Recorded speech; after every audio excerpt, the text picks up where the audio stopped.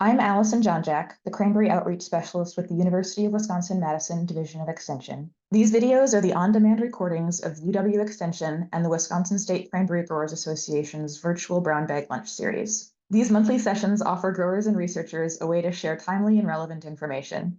We hope you'll enjoy and continue to engage with us. Hi, I'm Tom Lochner, the Executive Director of the Wisconsin State Cranberry Growers Association. We're excited to be a partner with Extension to bring you research-backed resources, tools, and tips to keep Wisconsin marshes productive and profitable. So good morning, everyone, for our last possible minute to say good morning on today, the 16th of February, and I wanted to welcome everybody to our first brown bag of 2024. A lot of times in the growing season, we focus on the timely in-field observations, and we take this time in February to focus on, the internal portions of our operations and our strategy and our onboarding and our, labor policy and those sorts of things. So wanted to today welcome Jim Versweyveld of the University of Wisconsin-Madison Division of Extension Farm Management Team, who's going to work with us on onboarding. And then we'll have a quick survey from Anna Maria, who's with the Holland Lab of Plant Pathology. And then we'll move back to Extension Farm Management with Steph Plaster on a lot of business strategy. So I'll let Tom with the Growers Association give us a quick good morning welcome. Well, yeah, good morning, good afternoon, depending on where you are. I guess I'm in the afternoon up here, but thanks to everybody for joining us today. And then, of course, thanks to Allison and the Education Committee who put together the programming helped put together the programming for these brown bags. I think it's an important program that we have for growers to join, to hear quick talks once a month at the end of the week over lunch, and certainly thank our speakers this morning for joining us. We just had a successful cranberry school, and we're going to continue to execute education programs for the growers based upon what the growers are asking us to do, and getting that important information out to you. So good afternoon to everybody, and I'll stop talking and turn it back over to you, Allison. Yeah. So the quick housekeeping details, as usual, go ahead and leave yourself on mute unless you have a question to ask. We do welcome questions anytime, whether unmuting yourself and asking or typing into the chat box for everyone. If you want to ask an anonymous question, use the chat box and ask the question to Allison, and I'll ask anonymously on your behalf. And there is a new Zoom feature this month with hand gestures. So I've got it to make a little chime if you raise your hand with a question. So feel free to try that out. We're recording this, and then if you need captions, you should be able to click the ... menu and see those closed captions. Not perfect, but generated live on the fly. So I think with that, I'm ready to hand it over to Jim. This is last year we had keeping the right people, and so this year it's going to be getting those right people in place in the first place.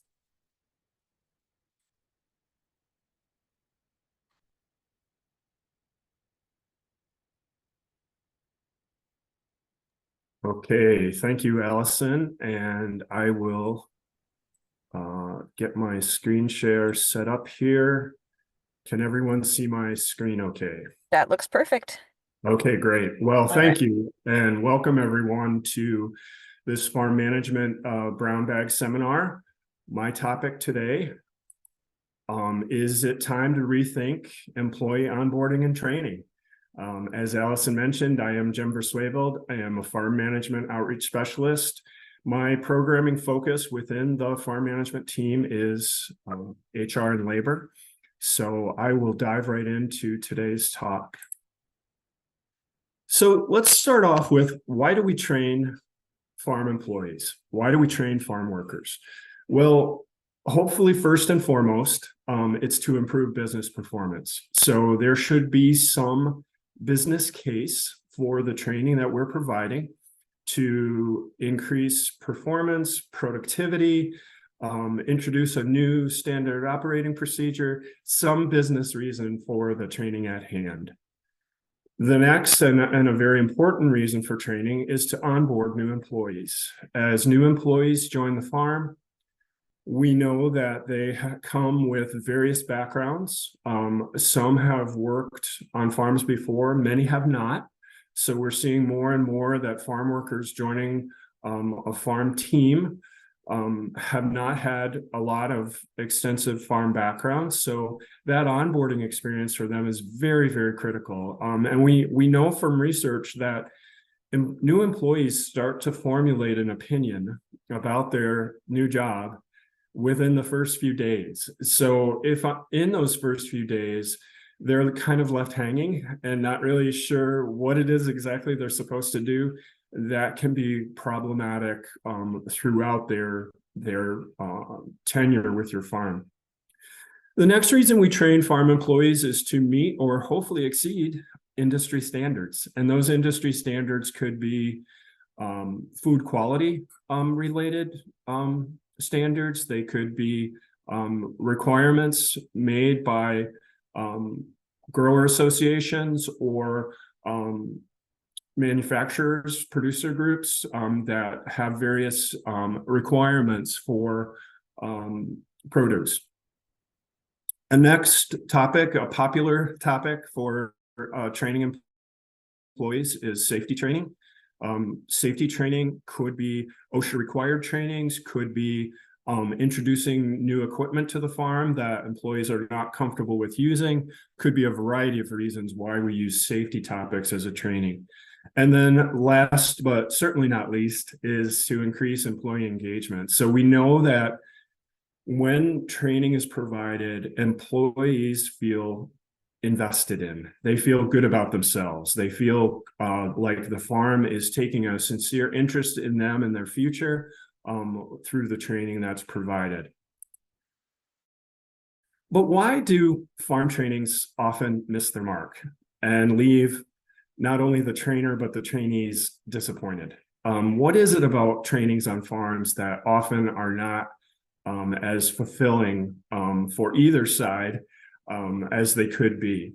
Well, first of all, they're often viewed as a cost by management.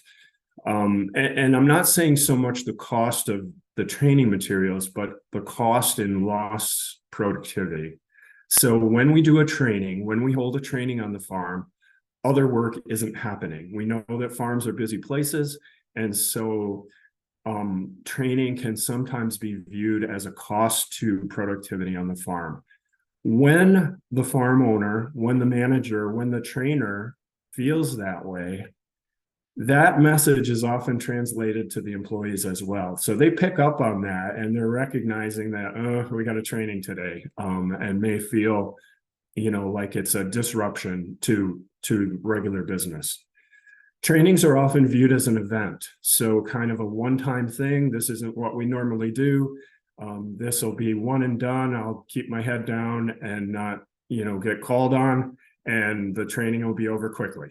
So viewed not as a part of the fabric of what we do, but viewed as a one-time event. Trainings on farms are often speaker dominated.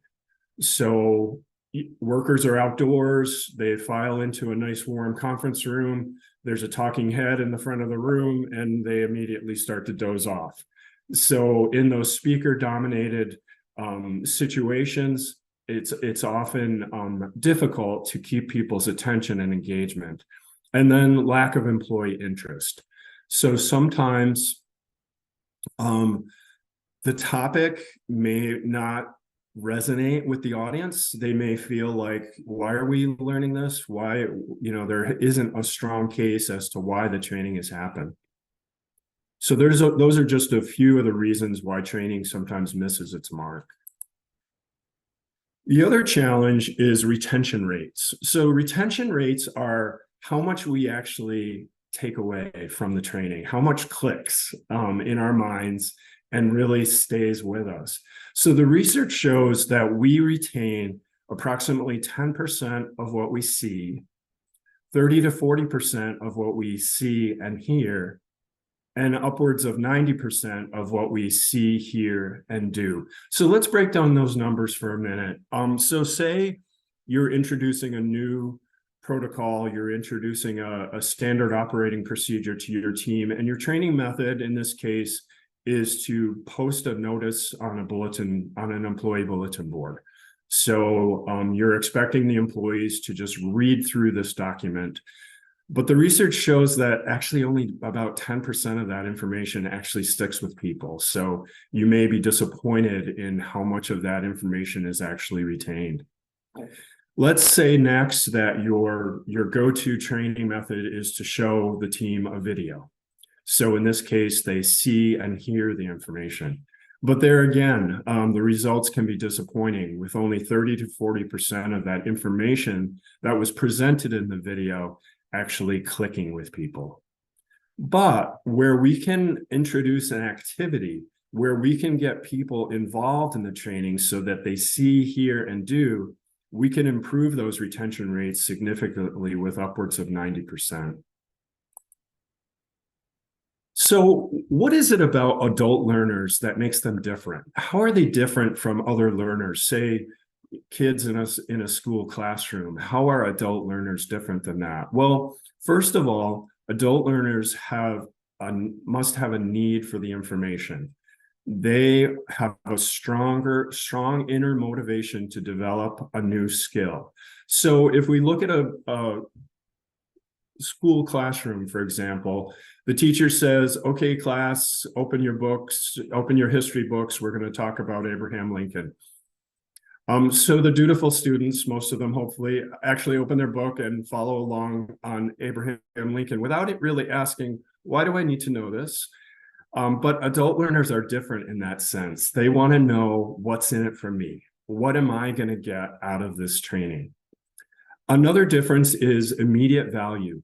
So adult learners want to know, how can this course help me right now? What's the immediate value of this class for me? So again, different than youth learners who may say, well, this might be on the final, so I'll need this in a few months, or I might need this information when I take algebra. They are okay with learning things that they think maybe will apply in the future. Adult learners don't view it that way. They want instant gratification and want to know why the information is of value to them now. The next is relevance. So adult learners need to be able to use the skills immediately so that they see the relevance. Think of it as problem and solution. So what is the problem that's been presented? What is the issue on the farm that's been presented as a challenge? And how will this training help me reach a solution? And then the next is practice. So adult learners like to practice skills frequently in order to build that skill set. And in addition to wanting to practice, adult learners like to practice by themselves. So whether that's fear of judgment from others, if they mess up, if they make a mistake, but they like to be able to practice the new skill in private without everyone else watching them. So that's just, a few ways that make adult learners different, and things that we should be considering when we train employees. Another thing to consider is we all have preferred learning styles. So each of us has a way that we are most comfortable learning. And it's certainly not the only way that we can learn, but it's our go-to. It's our method that we most prefer. So there are three categories. There are the visual learners. Visual learners perform better by looking at simple, easy to process images, pictures, and graphs. So on a farm, think of an equipment instruction manual. So where there's step-by-step and photographs and images that kind of walk you through what you need to learn about this tractor or whatever piece of equipment it happens to be. Then you have the auditory learners, and auditory learners like dialogue. They like a back and forth discussion. They like to be involved in the training so that they can ask their questions, add their 2 cents to the training process, and have an ongoing dialogue about the training itself. And then we have the kinesthetic learners. Kinesthetic learners are hands-on people. They like to work with their hands, with activities, and explore physical activity. And that's the way they learn, and that's the way they're most comfortable with learning. So at this point, I'd like to pause for a moment and ask you folks, what's the biggest challenge you face in training employees? I'll ask Allison to launch a poll for us. Take a few minutes and just respond to this poll question of what is the biggest challenge you face in training your farm employees, and then we will summarize those results.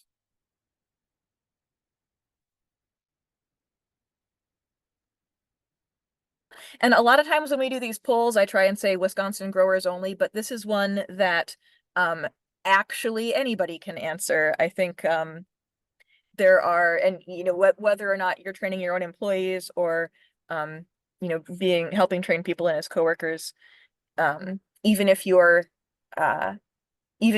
with a handler or an associate member rather than a marsh, go ahead and answer this question because I think that's all informative.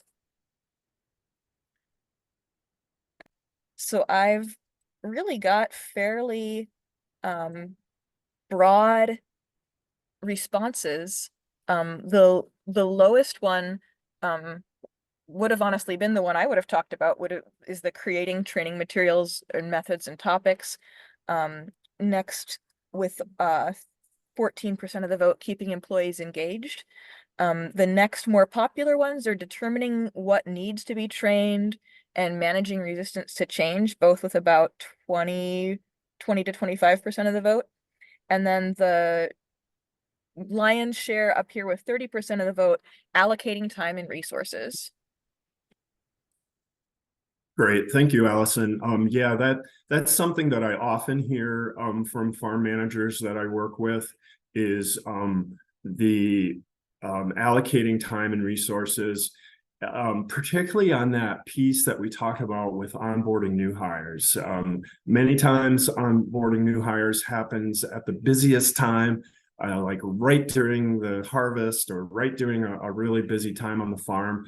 And sometimes farm managers will say to me, I just don't have time to train them. We're too busy. But the problem with new hires is if you don't train them and take that time, they flounder and become frustrated and quickly become disenchanted with the new opportunity on that farm. So something to consider. Thanks. So then moving on, I'd like to talk about 4 things you should be considering when you're training the adult learners, the workers on your farm.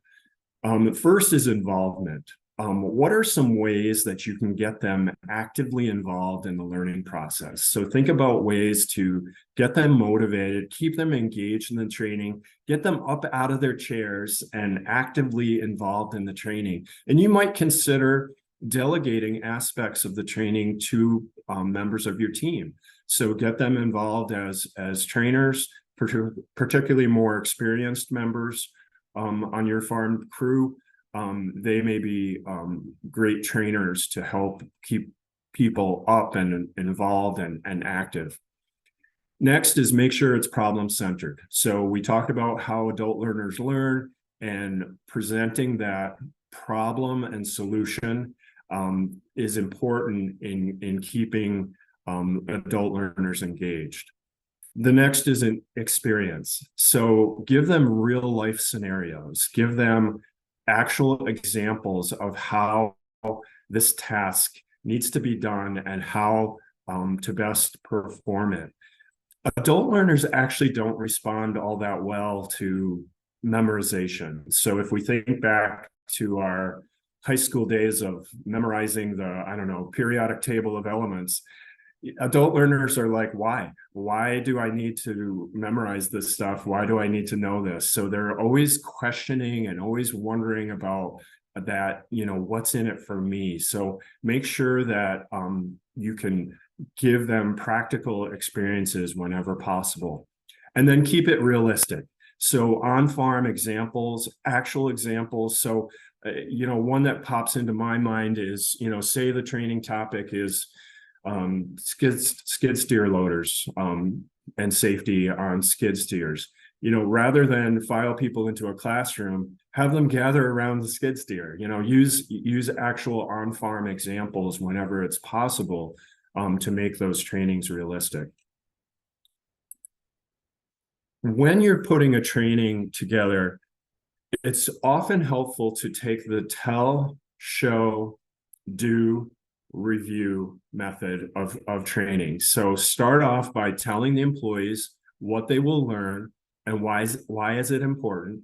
Show them what to do, whether it's you physically showing them or having an assistant or somebody else from your team showing them what to do.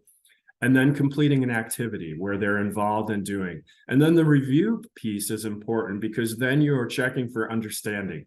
You're making sure that everybody, when you did the tell, show, and do, that they're understanding and that they're following along with you. So to recap our approach to training, start off with a strong business case. What's the return on investment? And share that with your team. Let them know what this training is about and why it benefits not only the farm, but them as well. Consider those learning retention rates. So remember when we talked about that we only retain 10% of what we see and 30 to 40% of what we see and hear. Remember those learner retention rates and how you're presenting the training, the material, to get that retention rate as high as you possibly can. Think about how you can sell the training to your team. And you might be asking yourself, well, why do I have to sell them on this training? They're my employees. If I train them, they get trained. But the way adult learners are wired, it's helpful to have a little marketing involved as to why it benefits them. How will the training pay off for them in their own skill building? So kind of selling the training to your audience.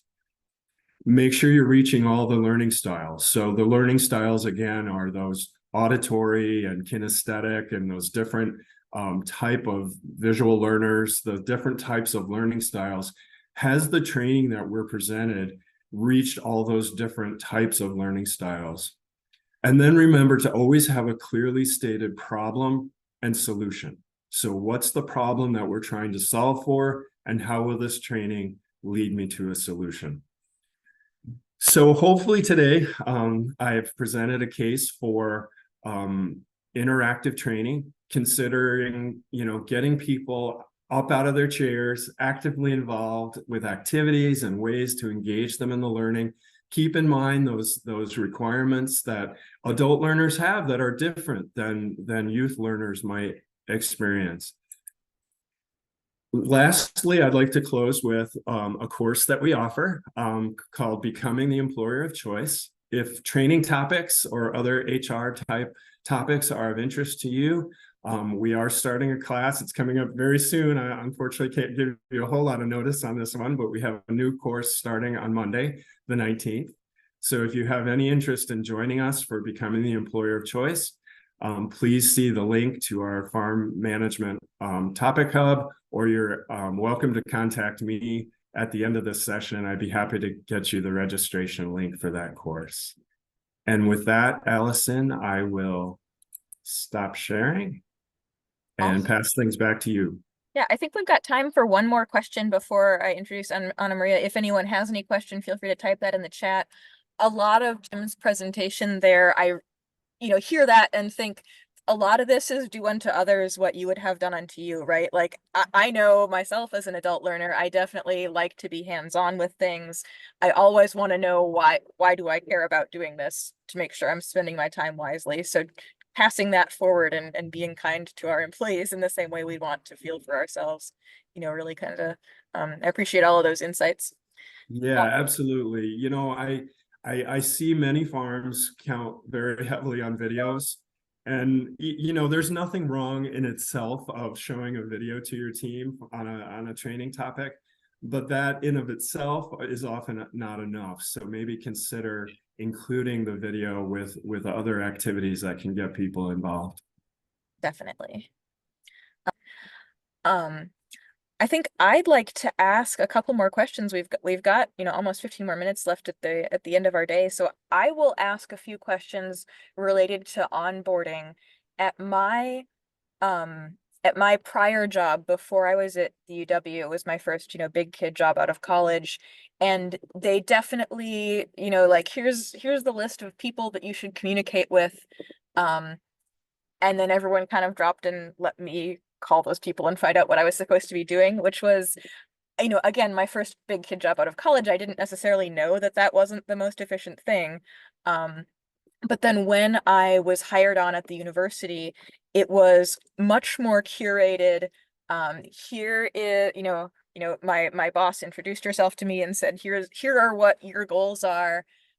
What do you feel ready to tackle? Which ones do you need more information about? They had an onboarding cohort that met, maybe it was quarterly for the first year, maybe even, I think they had 4 meetings, I think quarterly for your first year, where we talked about culture and we talked about, how to ask questions effectively. And I hadn't been aware until I went through a good onboarding with the university, how poor the onboarding at my old job was. And had I been a more discerning, employee when I first started that, I would have been like, what, you guys don't have a place for me if you don't have anything to tell me what to do.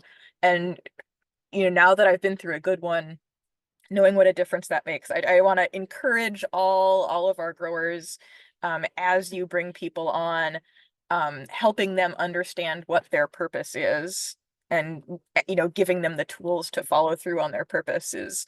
You might not think about it if you started on a farm and you never have worked anywhere else, but my goodness, that here's the purpose. Let's talk about the purpose. That matters a lot. I guess that was a question. Yeah, Okay. Allison, that's a great point. I think organizations really do struggle with onboarding, and farms are no different in that sense. I think in some cases you see no real onboarding at all, where employees are just left to kind of flounder and figure things out on their own.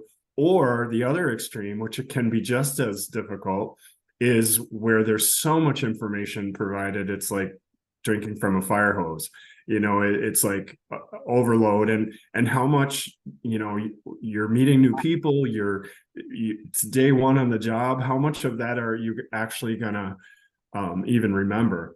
I think that one simple way to get started with onboarding is to just take the time with new hires, to give them a tour of the farm, show them around, have them meet some key people, who are the mover and shakers within your farm team, that it's really important that if there's a piece of equipment that's critical to your job and Bob is the only one who knows how to run that equipment, well, it's important that you meet Bob.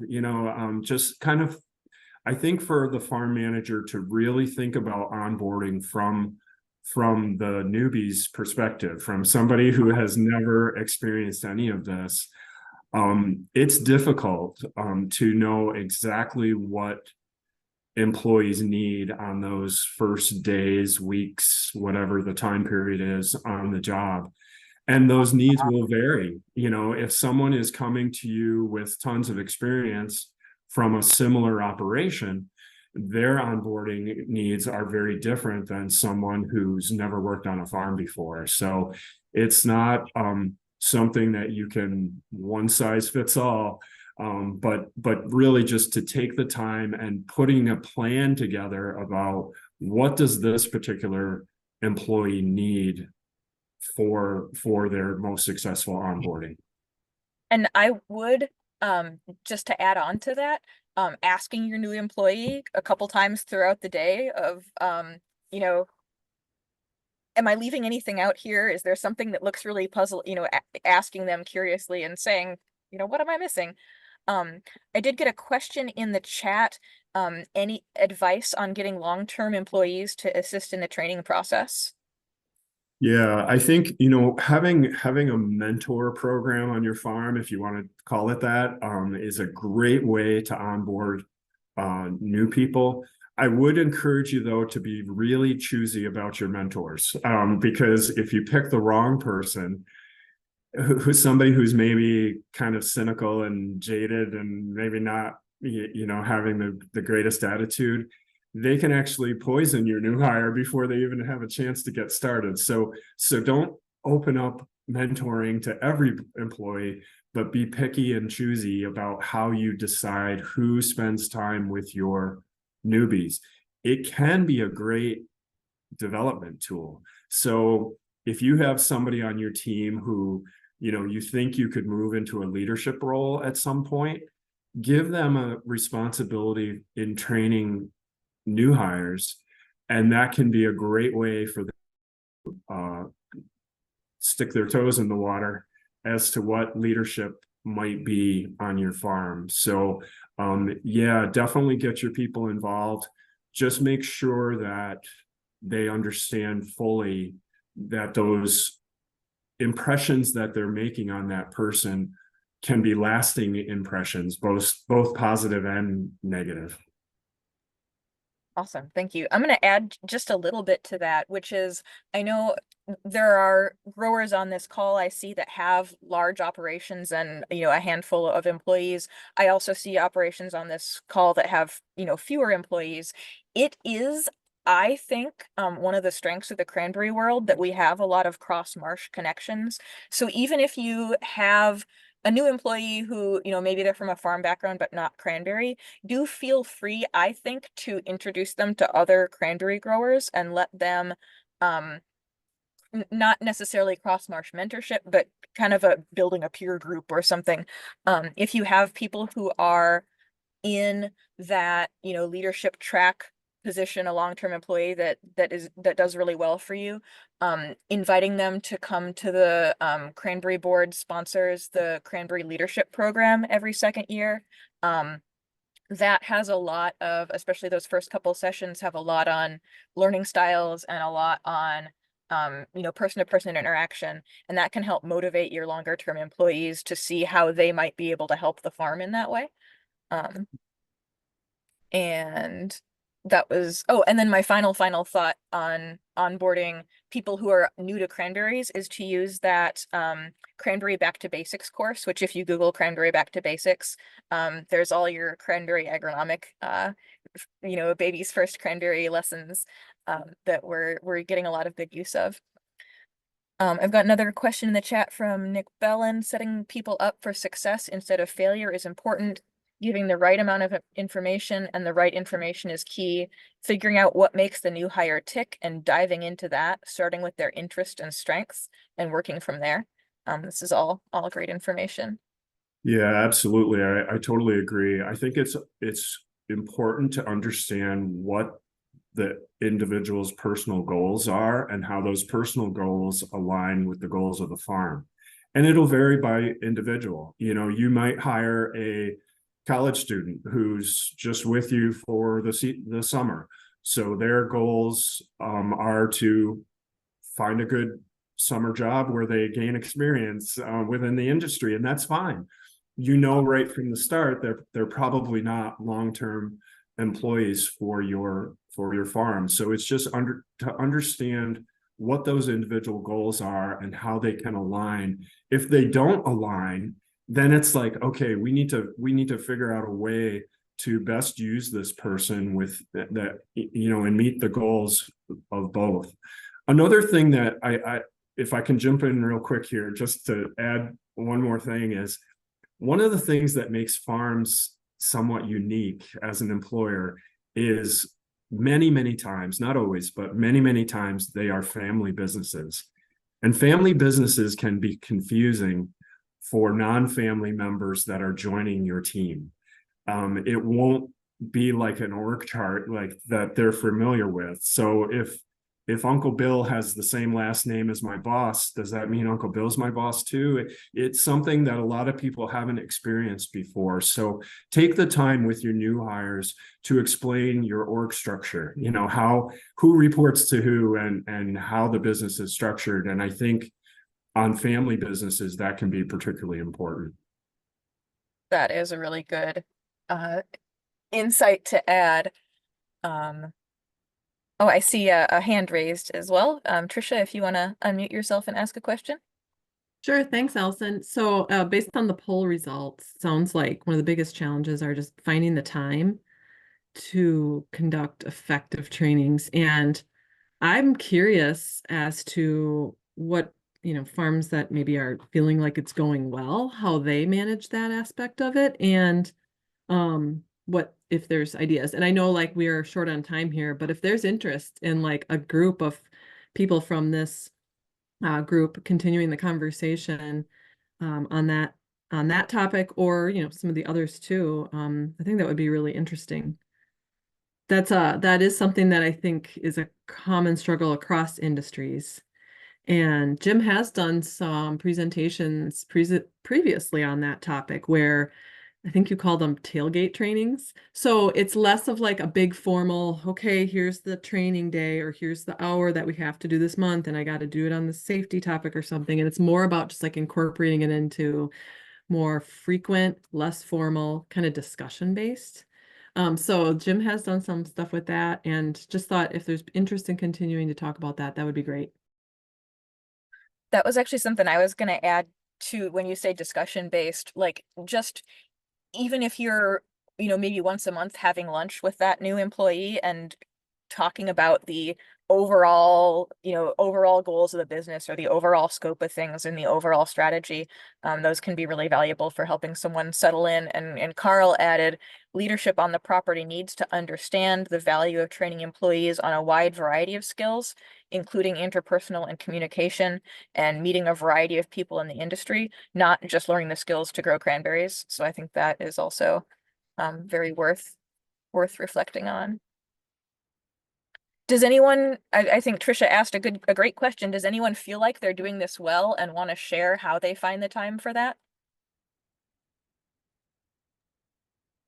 And if I wait while other people, oh, okay, here, Carl unmuted. All right, great.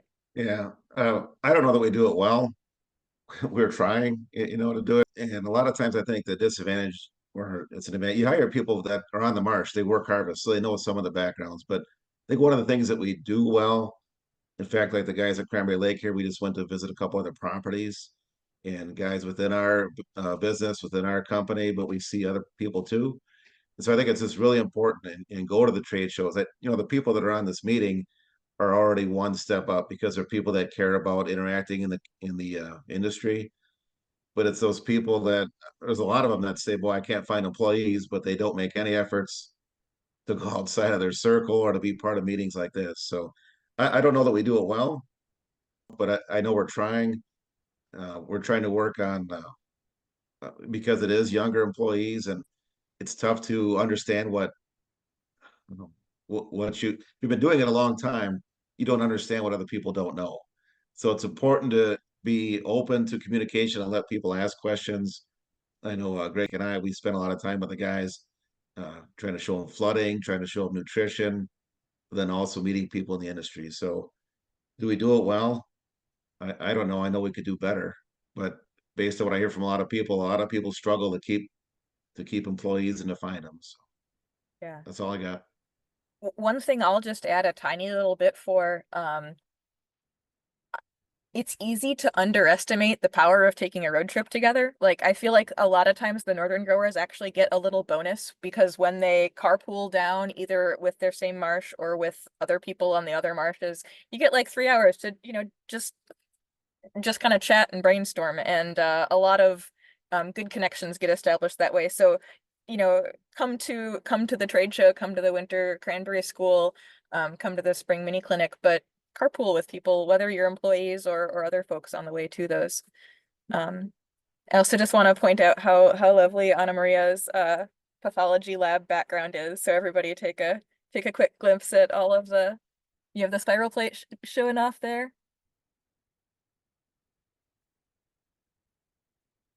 Yeah, cool stuff. We are. I was gonna say, Allison, I think Carl's point is really good. I like that. I mean, like the topics for training are, I mean, there's a lot of topics, and it feels overwhelming. It's probably true. And knowing what those employees need can be, the other side of the equation. But I think so what Carl's point made me think of is like having an environment where the employee feels comfortable to speak up might just be like the biggest part of it, so that they ask the questions they don't know, and then you find out from them what they need. And the best way to model that, if you have a new employee, is just to say, hey, what else do you want to know? And make sure you're asking them, giving them, 2 minutes interspersed, in any training session, what do you want to know from me? What else can I answer for you? Showing that behavior and letting them lean into it. Yeah, that's a great point. And it's again another distinction with adult learners versus youth learners. So youth learners are very, very comfortable raising their hand and saying, I don't know what you're talking about. Teacher, I don't get it.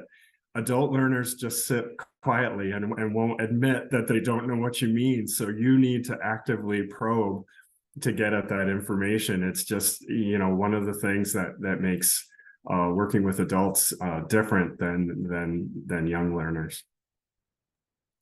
So we have rounded up to our 1 o'clock stop time. So if there's any other questions, feel free to sneak in under the wire. But other than that, you have my contact information, you have Steph's contact information, you have Jim's contact information, and you have Anna Maria's contact information.